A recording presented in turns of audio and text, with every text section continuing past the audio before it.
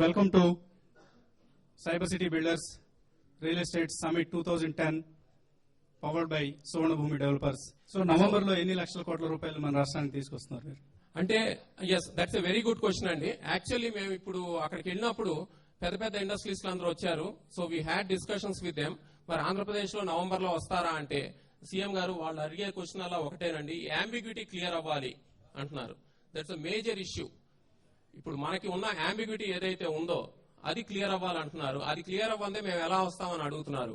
So మీరు మా మీద పెద్ద బాధ్యత పెట్టారు సక్సెస్ఫుల్ గా ఈ గ్లోబల్ ఇన్వెస్టర్స్ మీట్ చేయాలని.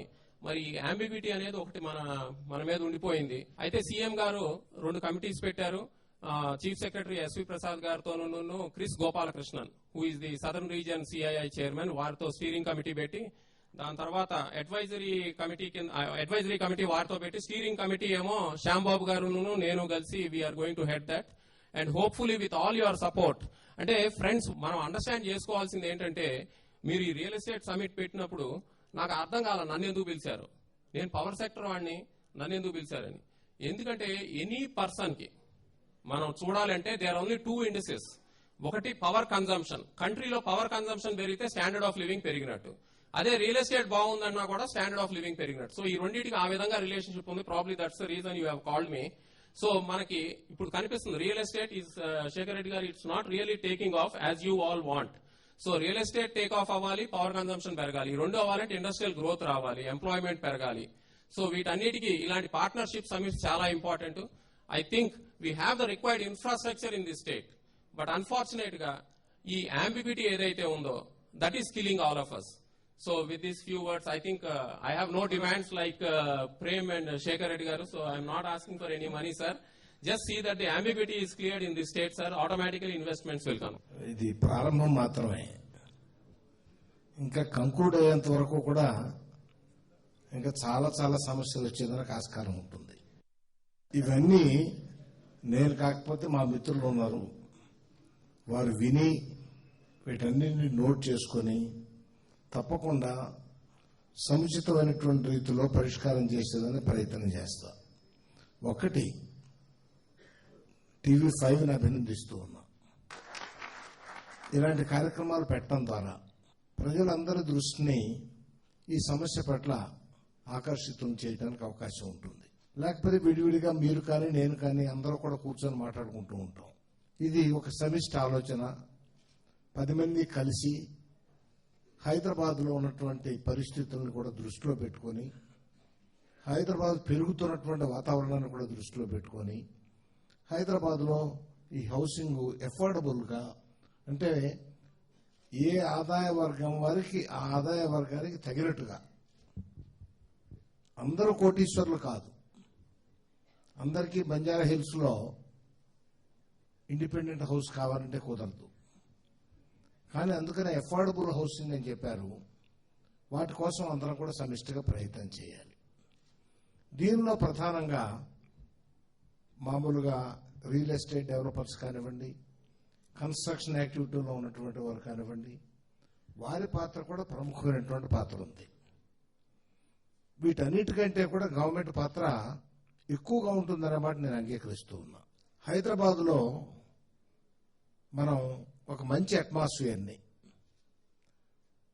తీసుకురావడానికి ప్రయత్నం చేస్తున్నాం.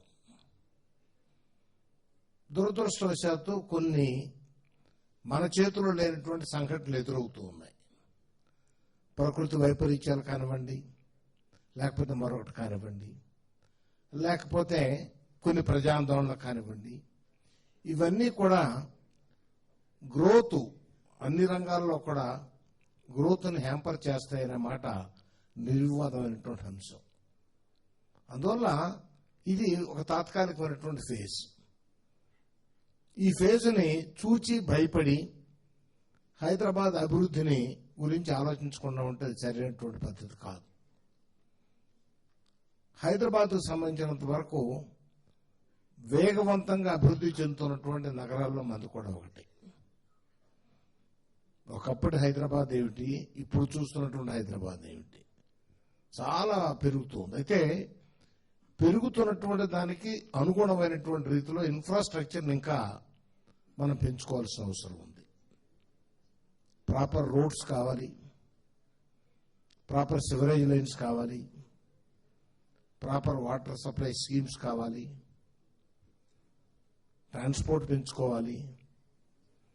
ట్రాన్స్పోర్ట్లో కూడా ఇప్పుడున్నటువంటి ట్రాన్స్పోర్ట్ కాకుండా మనం మెట్రో స్కీమ్ తీసుకురావడం కానివ్వండి, ఇవన్నీ కూడా ఆలోచనలు జరుగుతున్నాయి. కార్యక్రమాలను కూడా ముందుకు తీసుకువెళ్లేదానికి ప్రయత్నం చేస్తున్నాం.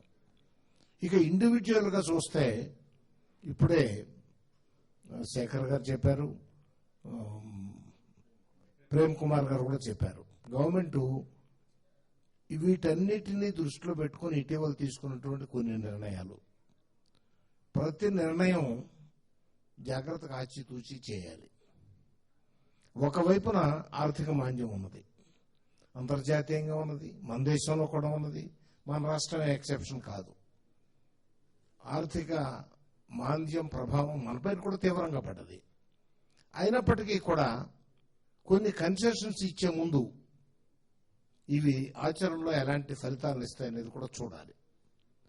మా గవర్నమెంట్ సంబంధించినంత వరకు కేవలం డబ్బు అనేది కాదు, డబ్బు కూడా కావాలి. కానీ ఆ డబ్బుని చెల్లించేటువంటి ప్రజల సౌకర్యాన్ని, వారి ఆలోచనల్ని, వారి ఈతి బాధల్ని, వారి కెపాసిటీని, ఇవన్నీ కూడా దృష్టిలో పెట్టుకొని కొన్ని నిర్ణయాలు తీసుకున్నాం. ఆ నిర్ణయాల వల్ల కొంత ఆర్థికంగా కొంత తగ్గుతుంది ఆదాయం. బట్ తగ్గినప్పటికీ కూడా యాక్టివిటీ బాగా పెరిగితే ఆ తగ్గుదల కాంపెన్సేట్ అవుతుందనే విశ్వాసంతో ఉన్నాం. ఇంకా కొన్ని 1-2 కార్యక్రమాలు చెప్పారు.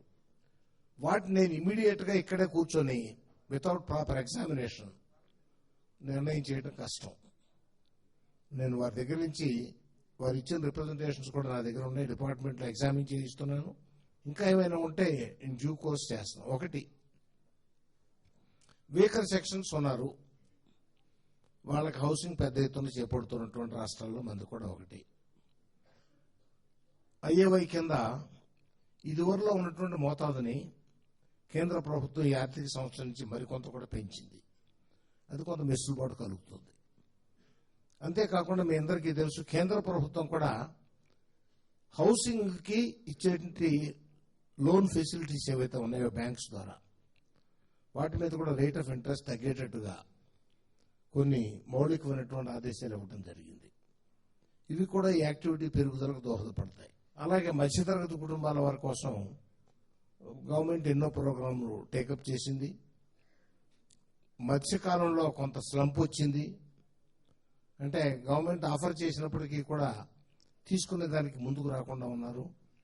కొంచెం మరలా స్టెబిలైజ్ అయ్యి ఇంకా ఇది డీపెన్ కావటం లేదు, పర్వాలేదు, పరిస్థితులు మెరుగవుతాయని ఆశ మాత్రం కనపడుతూ ఉంది. ఇంకా రాబోయే రోజుల్లో తప్పకుండా కొంచెం ఆశాజనకమైనటువంటి వాతావరణం వస్తుందని అనుకుంటూ ఉన్నా. గవర్నమెంట్ తాను హౌసింగ్, ఇప్పుడు మనిషికి ఆహార ధాన్యాలు కావాలి, బలవర్ధక ఆహారం కావాలి, దానికి ఎంత ప్రాధాన్యత ఇస్తున్నాము, అందరి ఆరోగ్యం ఎంత ప్రధానమని భావించి ఆరోగ్య పరిరక్షణ కోసం ప్రయత్నం చేస్తున్నాము, అలాగే విద్య కోసం ప్రయత్నం చేస్తున్నాం. హౌసింగ్ అనేది కూడా, హౌసింగ్ ఫెసిలిటీస్ ఏర్పాటు చేయడం కూడా ప్రజలందరి ప్రాథమిక అవసరంగానే గుర్తిస్తూ ఉన్నది ప్రభుత్వం. పాత రోజుల్లో లాగా ఎవరికి చెట్టు కింద ఎక్కడో గుడిసి వేసుకొని దారి ఉన్నా లేకపోయినా వాళ్ళు ఎక్కడున్నా పర్వాలేదు, వాళ్ళు అక్కడ నీళ్లు తాగుతారు అనే రోజులు కాదు ఇవి.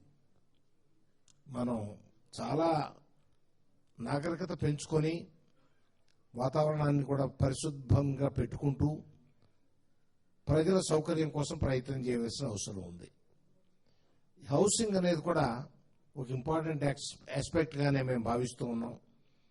ఈ డిస్కషన్లో ఎమర్జ్ అయ్యేటువంటి ఇష్యూస్ ఏమన్నా ఉంటే వాటిని రెవెన్యూ మినిస్టర్ గారు, హౌసింగ్ మినిస్టర్ గారు ఇక్కడే ఉంటారు, నాకు వేరే కార్యక్రమం ఉన్నది కాబట్టి నేను యాక్చువల్గా వచ్చి బిగిన్ చేస్తూ ఉంటే చూచి మీతో పాటుగా సంతోషించి వెళ్లాలనుకున్నా.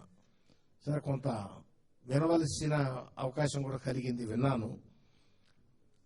కానీ ఇమీడియట్ గా నేను రిప్లై చేయడం సాధ్యం కాదు ఏ ఇష్యూ కూడా.